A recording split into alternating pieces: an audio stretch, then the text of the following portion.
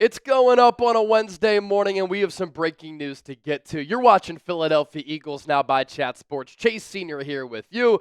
Hopefully everybody out there is having a fantastic start to your Wednesday, April 30th. What we're talking about on today's show, of course, is the news that the Philadelphia Eagles have exercised the fifth-year option for defensive tackle Jordan Davis. A lot of thoughts on this, what it means for him, what it means for the Eagles, and a whole lot more coming your way over the next several minutes. But I'm going to interrupt this video and give you a reminder to subscribe to the channel, because when breaking news happens, I always have you covered. I'm your boy right here on Eagles Now, and we give you Eagles coverage every single day. Long-form videos, short-form videos by way of YouTube Shorts. We do live shows, watch parties. Appreciate everybody who tuned into our draft coverage. We did 1 million views on the channel last week.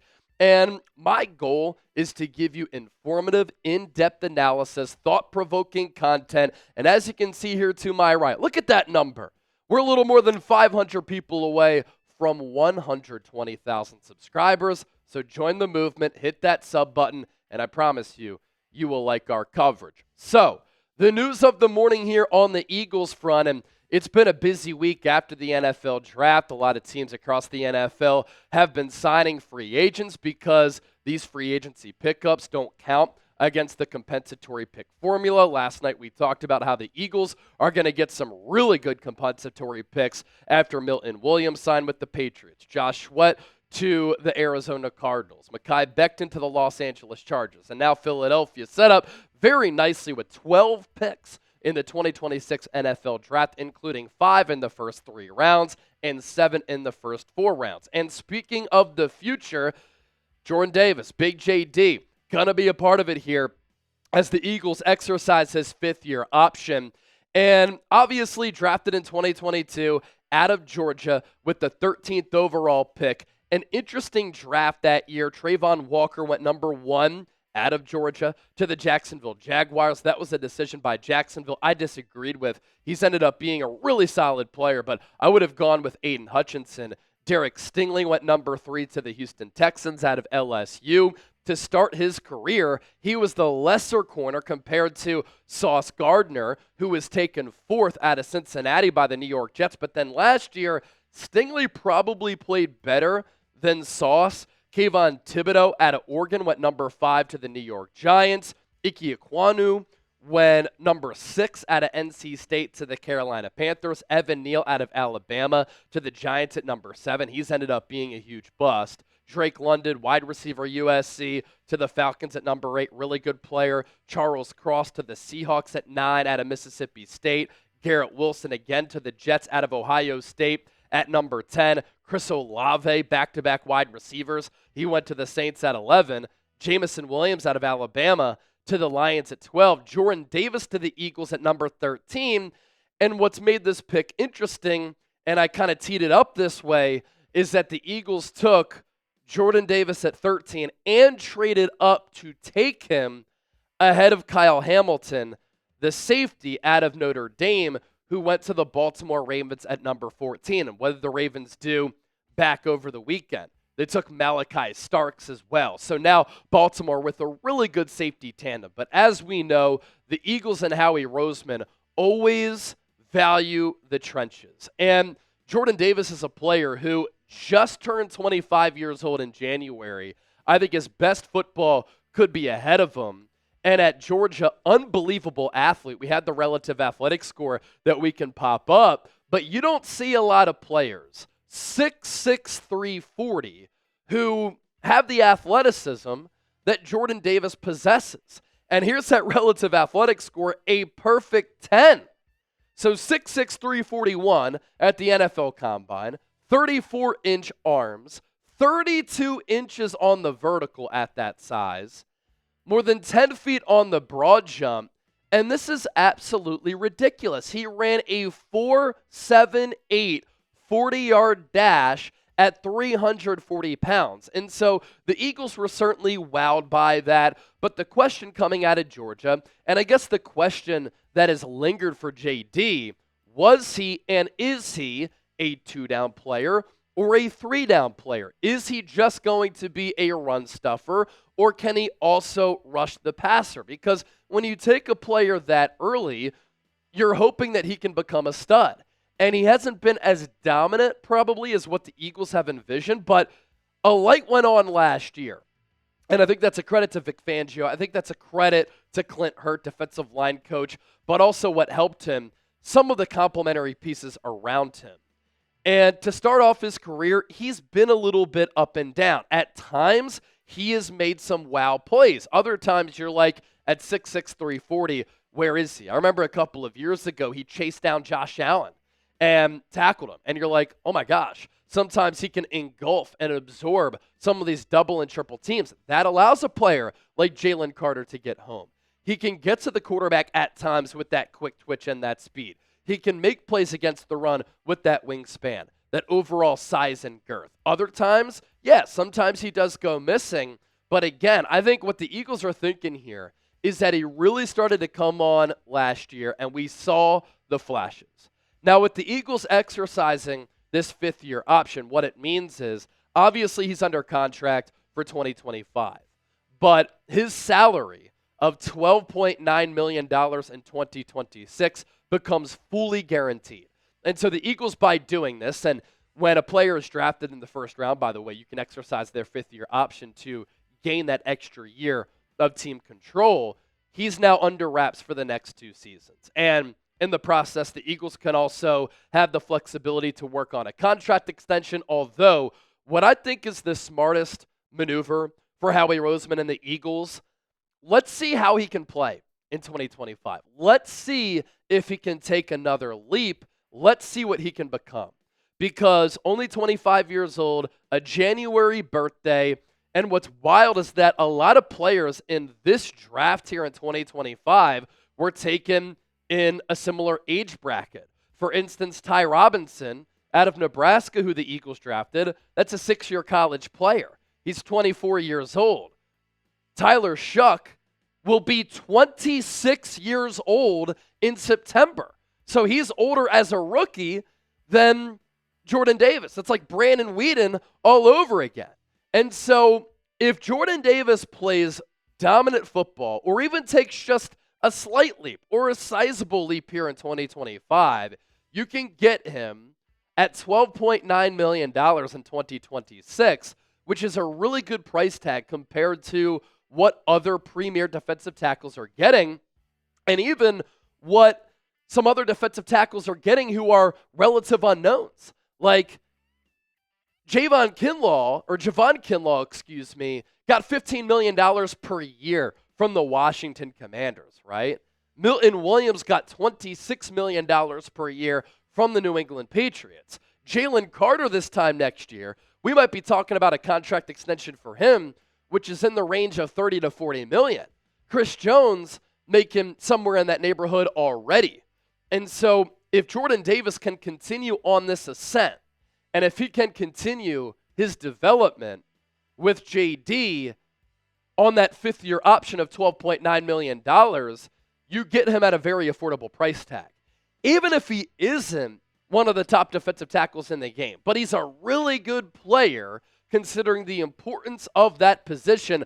$12.9 million for a player who you drafted, moved up to take, who you really like, who you really value, who's a valuable member of your defense, who has started every game the last 2 years and has been very durable and pretty productive.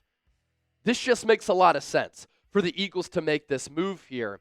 And as we know, Howie Roseman said it at the NFL Combine. I bring this up all the time because I always want to give you some of that background and great information that sometimes isn't always said in the public, right? Howie's like, I have a healthy obsession with finding offensive linemen and defensive linemen. And I believe in the Eagles team building strategy. You can win and lose games in the trenches. A lot of things start up front. You, of course, have to get your quarterback. But after that, you load up your offensive line.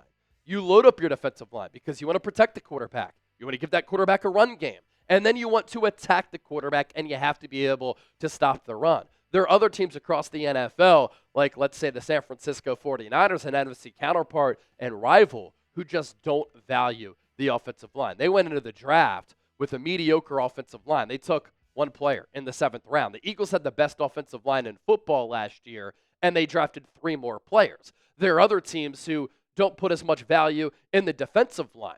Well, what happened with the Eagles here? They have Moro Ajomo ready to step in once Milton Williams leaves. They lose Josh Sweat. They have Jalix Hunt waiting in the wings. They knew that Brandon Graham was going to retire at some point, and so they have Nolan Smith, and they drafted him ahead of schedule. Fletcher Cox, he retires. Jordan Davis is ready to step in, and so too is Jalen Carter. And Jalen Carter is one of the most dominant players in football. And so sometimes on TV, obviously, we're watching these games from behind the line of scrimmage or that bird's eye view from the side of the line of scrimmage. Sometimes you have to watch games field level at the line of scrimmage to see if the offensive line is getting a push and the defensive line is getting a push. And again, it's important to emphasize here, Jordan Davis is only 25 years old. And so if he has that monster year, he's locked up next year well below what market value is. And speaking of the ascent for Jordan Davis, let's take a look at his Pro Football Focus numbers here, and I'll read these out. Because again, to start his career, been a little bit up and down. Who would you rather have? Yeah, probably Kyle Hamilton over Jordan Davis. But we were saying the same thing at the start of Brandon Graham's career when the Eagles took him over Earl Thomas. Well, Earl Thomas was in bed with his brother after his NFL career wrapped up. Brandon Graham's still playing, 2-time Super Bowl champion, biggest play in Eagles franchise history, and last year came back from a torn triceps injury, and he won another Super Bowl. And as far as the culture, stopping the run, getting after the quarterback, having a longer career, being a Philadelphia legend, the Eagles' pick of Brandon Graham after a rocky start ended up being the better pick. And a player like Kyle Hamilton in an exploding safety market could end up getting paid $20 to $25 million, and he's going to be up for a contract extension soon. As far as the PFF numbers in the regular season for Jordan Davis last year, overall grade of 65.9. That was 49th among 219 interior defensive linemen. Not bad. That's in the green. Pass rush grade, 65, 57th at that position. Run defense grade, this is really weird, 57.6, 79th among 219 interior defensive linemen. I will say with Jordan Davis at times, his impact can go beyond the box score.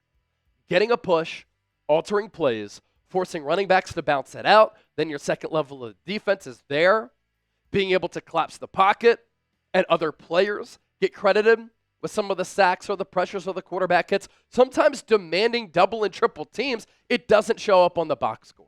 Him just simply taking up real estate is impactful. And Howie Roseman, this Eagles organization, this coaching staff, they are smart enough to notice that.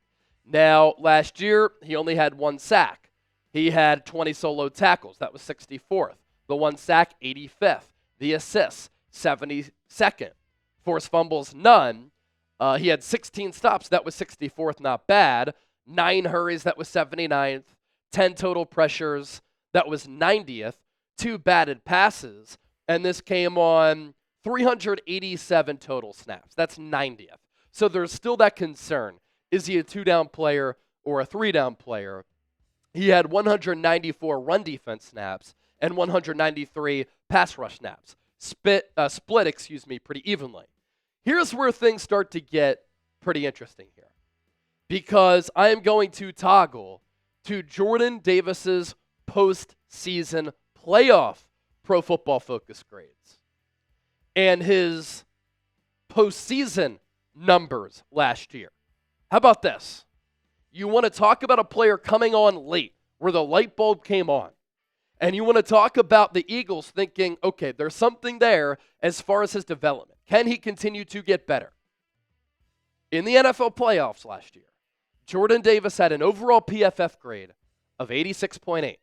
That was second among 69 qualifying interior defensive linemen.